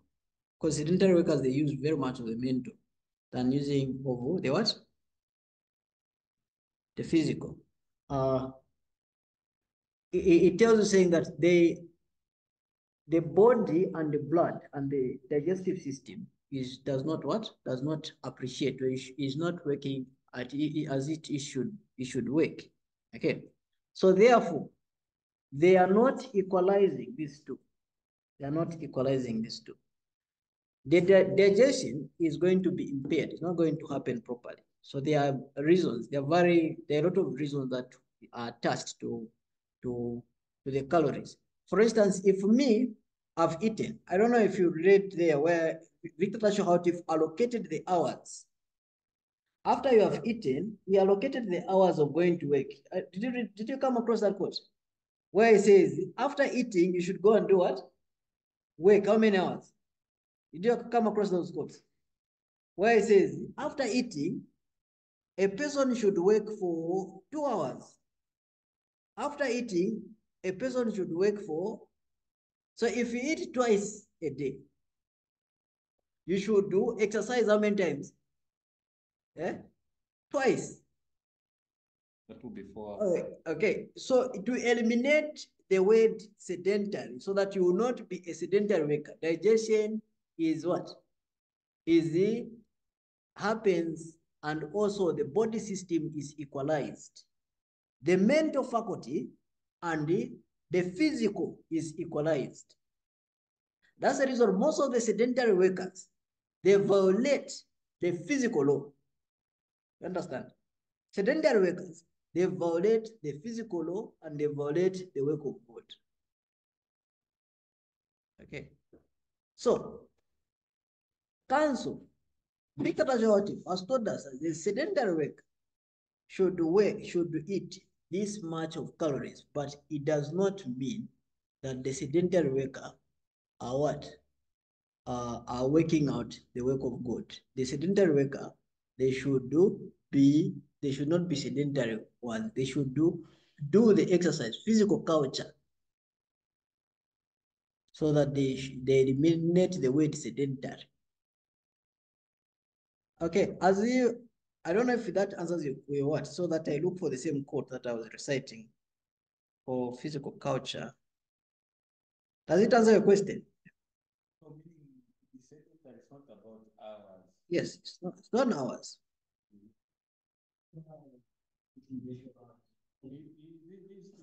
Actually, by the way, okay, I'll make this announcement at the end so that we are mindful of this recording. So the reason why I brought in the issue was because the calorie is also, the brain is eating up the energy. The brain. Yes, you can see here 21%. 21% of the calories, correct? Yes. So now it's eating up, then you still maintain the same diet as somebody that is working for someone that's working for 8 hours. You still maintain the same diet as someone that is working for 8 hours. So how should such a person balance out? Or in short, does that what 21% leave it to time, or does it extend over time? That's a simple one, isn't it? So let's say Brabera is saying that if you are using your brain power, it saps 21% of your calories. Now the question is, the longer you sit and work using your brain, does it maintain the 21% or it increases over time? Yes, that's the question. You can repeat. It says that, does it what? Okay, we are taught to say when you are a sedentary worker who is using your brain for whatever you are doing while it's seated, your brain is able to consume about 21% of your calories. Now the question is, does the consumption depend on the amount of, does it increase with time, or it still stays stagnant or however long you use your brain? Let's say someone uses his brain for 8 hours and someone uses his brain for 10 hours or for 14 hours, does the calorie intake of the brain still remains 21% or it increases with time? Because the reading he gave us was for per day, huh? It's not per day. The calorie, the one that it says 5,500 a hard worker, is it per day? No, but no, for now, if we come to the sedentary, it is in the range of 3,050 and 2,700. Yes, those are the ranges. Yes. So, that is the daily requirements for those that are less inactive. Now, his question is not necessarily on the amount of calories that someone has taken, but if you are seated like we are taught to say the brain is able to consume 21% of those calories. 21, that is what you call 21 of the food that you've eaten. That is the measurement. It's not the calorie. Oh. For instance, if you have eaten the food, a meal that I'm going to eat, the estimation is that 21% of the food eaten is going to go to where? To the brain. To the brain. So if I eat three times a day, 21% of the food eaten should be used by what? The brain. Okay. So irrespective of how long you are seated. So then now the council now heavily comes to say that if you, the one that I was researching on physical culture, where it says the body will not digest. Remember, will not digest if you, after you have eaten, then you sit stagnant like that. You sit stagnant, you become just inert like this. The body will not digest as it should when you're doing what? You're exercising. Okay. It will not do that. Even the brain, it will not have clarity, and the energy used, you will not even appreciate when you are just stagnant or in it. I think you've read those quotes. So a person who, let me read them, not be talking enough. How many minutes remaining? Am I done? You are remaining with about 18 minutes. Okay, so this one is under the study of the school of the prophet, where it says, what you call physical culture was among the what? The left. Yes, in the prophet and king. So the road now tells us, it is in the Leviticus, right? let me just be quoting, yes, in the Leviticus explanations there a bit. Okay. Or maybe you just give the code, whether. So the three symbolic code.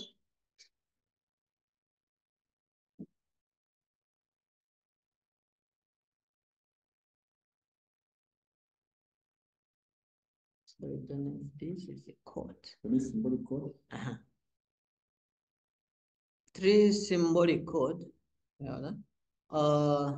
This is 1/2. This is this symbolic code number 1,2. That is paragraph 4. I mean page 4. Page 2, paragraph 4.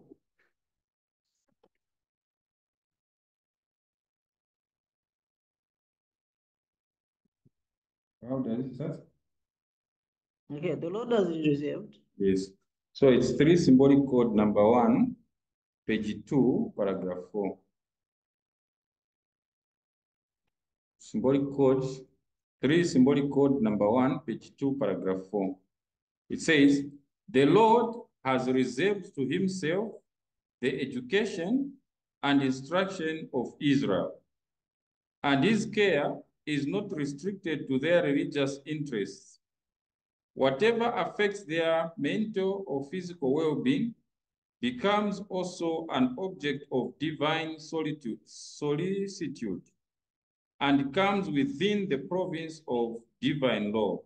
That is from Fundamentals of Christian Education, page 95. True education has to do with the whole being. It is the harmonious development of the physical, the mental, and the spiritual powers. That is coming from Education, page 13.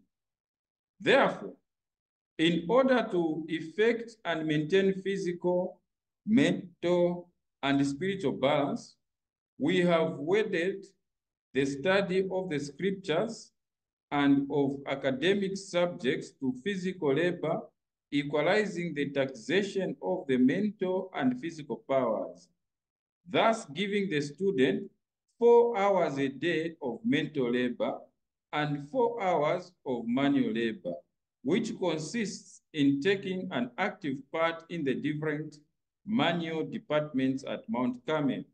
In this way, he not only gains for himself physical benefit and useful knowledge, but also aids in the advancing of the work here on Mount Carmel. So it's in the mental, if a person is, for instance, he wants to develop the mind, or his work is to do with the mind, every time he's doing the mind, there's a time when the mind, it can't appreciate. According to here, it says you need to equalize, okay? To equalize the mental development and also to equalize the what? The physical. There are more courses when you do. There's just a study on this one, where you do spiritual prophet still saying that all these they have to be equalized. But now when it comes to a sedentary person, what they lack, council tells you what they lack and the diseases they suffer from. The diseases of the sedentary person is the diseases which you call the Western diseases, diabetes, hypertension, and other things. Because what they do, they use very much of the mental, okay, mental taxation. They don't equalize, okay. So even the food, because their thing, because remember that after the 21, you are using 21. If I go to the calculation equation, 21% the brain uses of the food that you have eaten. Then you are not using, then the rest percentage, which is 79, is not used. Okay. So how much calories should you can't equalize with a person that eats, what do you call, who is the hard work? Because he uses every part of his body to burn. Okay, he will use his body, physical body. So then now, if you're a sedentary worker, and after you have worked, you do, you know, those sedentary, like the Chinese, they are even the siestas. They will just sit, Then time for chat, they sleep, the siesta. You know, the lunch after eating. They will sleep and again wake up. Then they do the work. What you're consuming is simply 21% of the food eaten per day. Then you have the waste of Then the 79%. So therefore, you've broken the health law. You've broken the health law. And what you call, also, if you're going to eat more, you have also broken the other health. If you're going to eat. Yeah. That's what you have done. So now I think now, Brother Bernard, you've gotten the answer to your question. It shows that for all the work you have done by sitting, what you have, if you have eaten lunch, let's say we bring it in total to say 100% of your calories that you want, maybe 2,700 or 3,000 calories, you have eaten those. But in your sitting position, your body, that is only the mind, benefit how much? 21%. Then the 79% remain unused. And so what he's saying is that 79% now leads to what he has termed the Western diseases, diabetes and other things. So these diseases we create by not using our bodies. Maybe that's what I get. Yeah, so maybe that explains what happens. Okay, this is another one where it says, Adventist Home 508, paragraph 4. It says, we had distinct work to do in Australia in educating parents and youth along these lines, but we persevered in our efforts until the lesson was learned that in order to have an education that was complete, the time of study must be divided. It says time of study must be divided between the gaining of book, book knowledge and the securing of knowledge of practical work. And says, part of each day was spent in useful work, the students learning how to clear the land, how to cultivate the soil, and to build houses in time that would otherwise have been spent in playing games and seeking amusement. And the Lord blessed the students who thus devoted their time to learning lessons of useful what? Usefulness. Okay, so even when you check in true education, a Christian should not work, should not be a sedentary worker, because the Bible says, thou shalt labor 60 days. You understand that? When you study physical culture, a Christian should not be a sedentary worker. He should find means to at least labor each day. Understand? Should labor. If you don't labor, you break the work of God. That's breaking the Sabbath. Yeah, in line with what we have just said, I think there was a quote we even read that it is better then if we use, like those of us who drive vehicles that you sit for a long time, we are counseled to say it is better you wake up early in the morning, you water the garden. So as you are drawing the water, pouring it here, at least you are exercising, you are balancing up in one way or the other. But most of us, we just sleep. Then we just wake up in your car, then you sit. So we see that eventually we have more unused calories per day's intake of the food we eat. So it's not magic, it's something that we are now understanding that for whatever we eat, let us find time to do some exercise that will consume the other calories. Huh? Yes, yeah, that's what I'm getting. You can come closer. So in other words, it means that the diet has to still remain the same. That's correct. But then in addition to that, we have to do also physical exercise. What do you mean? Because if you become a sedentary worker, Victor Tashwati was giving the reading of sedentary work. But if now you begin to work, to do manual work in the morning, you will no longer become a sedentary worker, because you do manual work in the morning. You understand? Have you got it now? In short, what I'm saying is a Christian should not be a sedentary worker. A true Christian should not be a sedentary worker. Work should be equalized. Yes. You do the study. I don't know if you do. You do the study. The quotations on the physical culture. Maybe I've just read it too. But physical culture, it will tell you, even Victor tells you saying that test was the ground for our sake.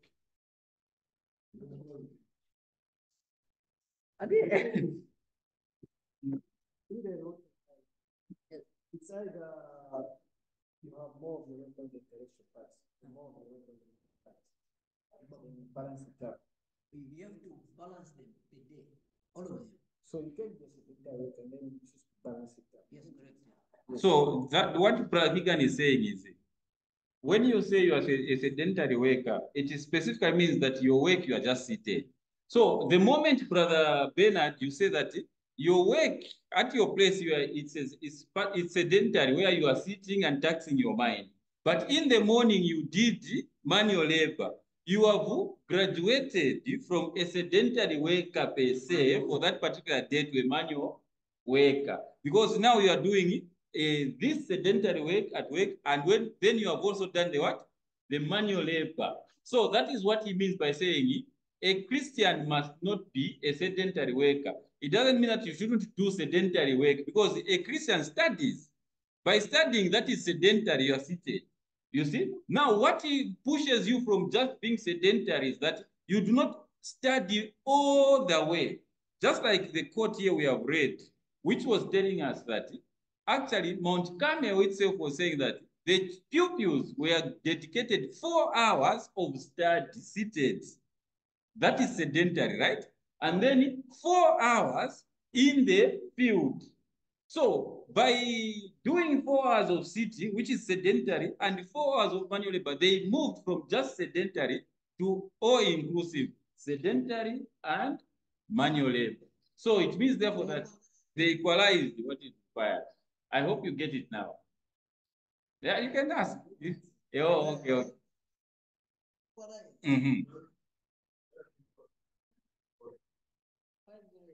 Because if you don't equalize, what will happen? You're sinning. You have to equalize. Yes, that person, that person is. This is what the Shepherd's Rod has said in the. I think we were reading that in the. That is the entering wage page 6. Is it 61 or 62? Let me just confirm which one it was. Okay, 61 or 62. Let me see. Okay, it is page 61.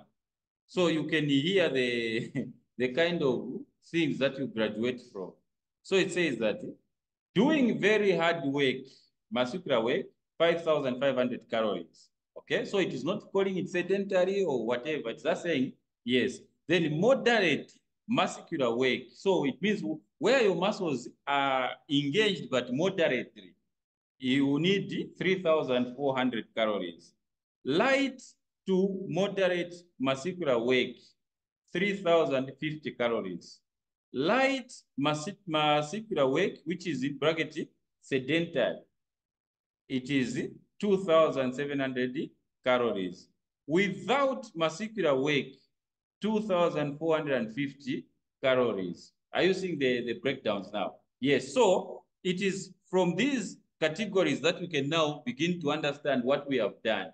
If the engagement of our muscles is moderate, we know the amount of calories we need.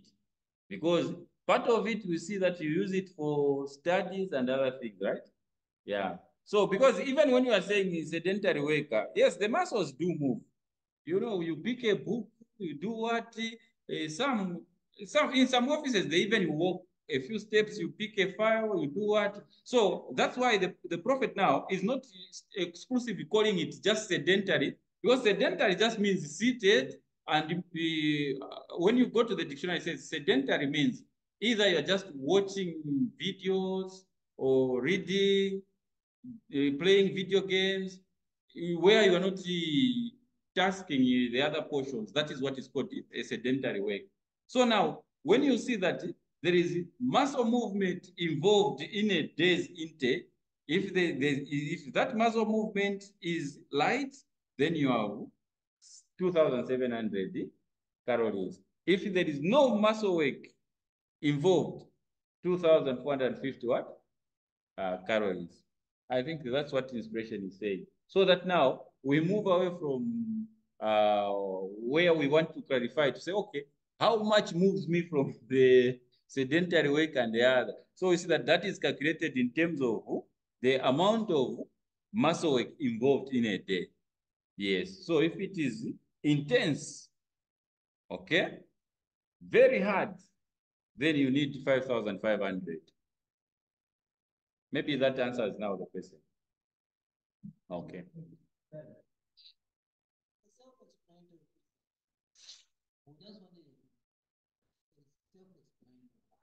So if you want to be Christian, you have to, for instance, if you are sedentary worker or don't want to do muscular work, we know that we are against the word of God. We have to dedicate. Maybe do a garden. Remember how Pakombo used to do? He was a sedentary worker from there, from TH. But what it did a garden for a turn of his power. Remember every time when we go there, would find he has a garden. He's stealing, but he has office work. Huh? You are stealing. You can make a garden at your place of work. You're watering. You make yourself busy. Huh? Or if you want, you wake up in the morning, you do vigorous work. Huh? Or you do exercise. At least you should not be in the category of those that do not exercise or do manual labor. but you should do culture what? To balance the system. Okay.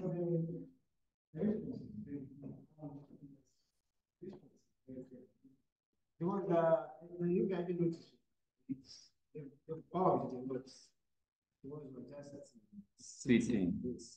So I mean, one of the ways you can just listen. So you can reduce this body. The other one is just to miss breakfast and that's it. So, but I think they always try to balance out. And I think for these two that I've noticed that have bounced the work, they do, it's actually 8 hours of their work. When I interact with them, they only work when they are at work. It's just 8 hours. They don't work beyond. And they sit most of the time. Even when they knock off, they go home, they just sit. So eventually, their life is just around sitting. So eventually, they bow. Okay.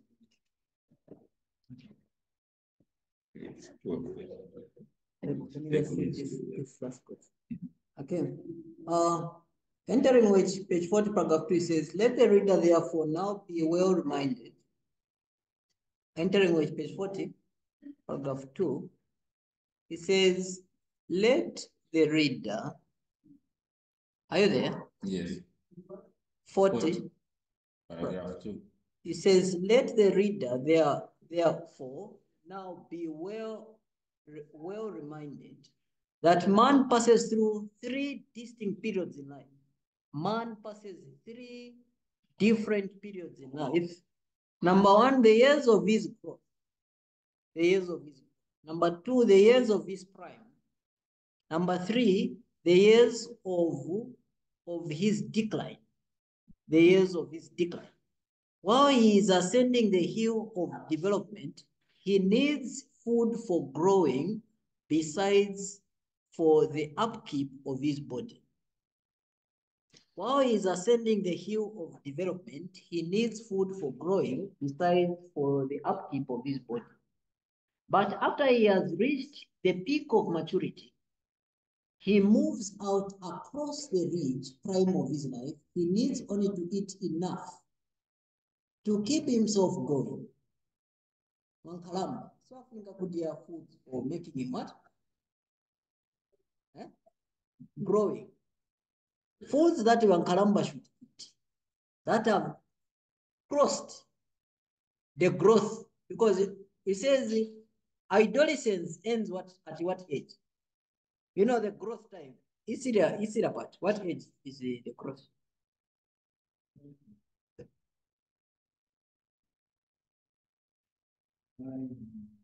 Okay.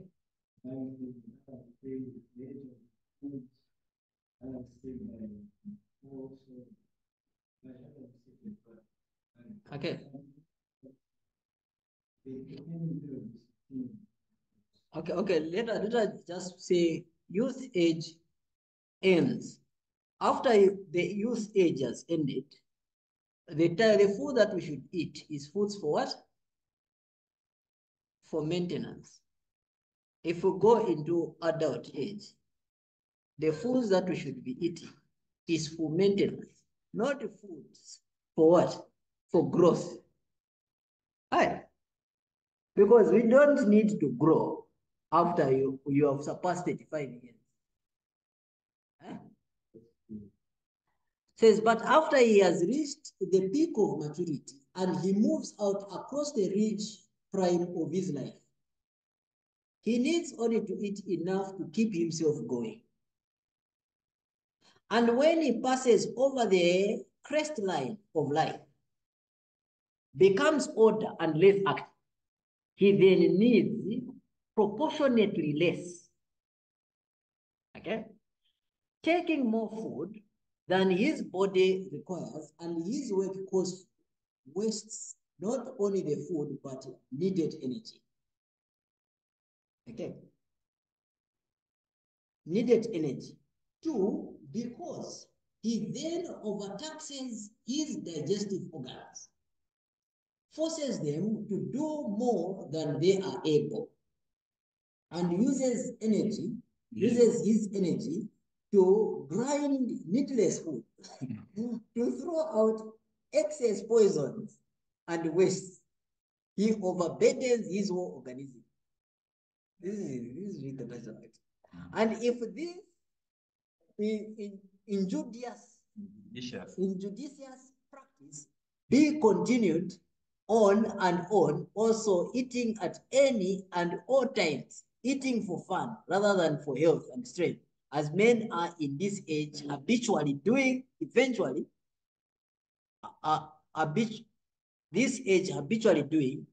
the organs of the body will become unable to carry out such an unreasonable demand. Consequently, those who eat in such darkness must pass through a period of misery and end their life long before their work is finished and before their usefulness is used up. So this quote, the last quote, has told us saying that also we should pay attention to what we should eat according to the phases of our age we're in. Okay, we should pay attention. And also, other part is that also we should not eat all time. That's what this quote has told us. Huh? So I don't know if there are any more questions pertaining to this, but the quote was simple and it was what self-explanatory. Huh? Was it? Yeah, it was. Okay. So the old people, they should eat their foods for the old people that they should eat for maintenance. There are foods for the young people that they should eat for growth. There are food that the youth also should eat. So the food for my babies, foods for the prime, and foods for the decline. Okay, there are foods that we should eat to keep our GIT in good health. So meaning as we grow older, quantity also matters, right? Apart from just quality, but also quantity. Because it may be quality food, but if it is too much of quality food, then it is wasted, okay? And eventually, it taxes the very machinery that is supposed to digest the food. So, yeah, okay. Brother Bernard, who is closing for us in prayer?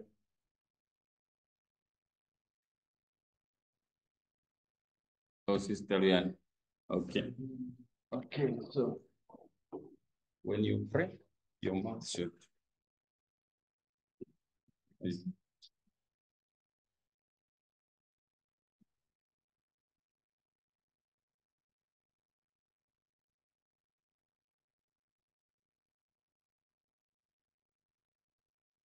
We are praying. Our Heavenly Father who dwells in the Most High, we come before you through our Chief Master Guide, Jesus Christ. We say thank you so much for the time that you had given unto us to sit to thy feet, to learn of your holy words. We pray that may the Holy Spirit continue to guide us into all the truth that we deserve so that we may live according to your standard. Father, Lord, be with us as we are breaking for lunch and bring us back safely. Bless us in all aspects of life, spiritually and physically.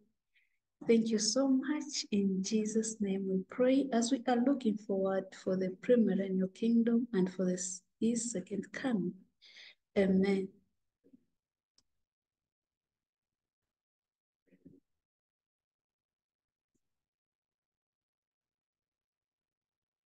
Okay, so that's it for our morning session. We'll meet again at 14:15 for the Bible study on the Leviticus. So God be with you all. Bye-bye for now.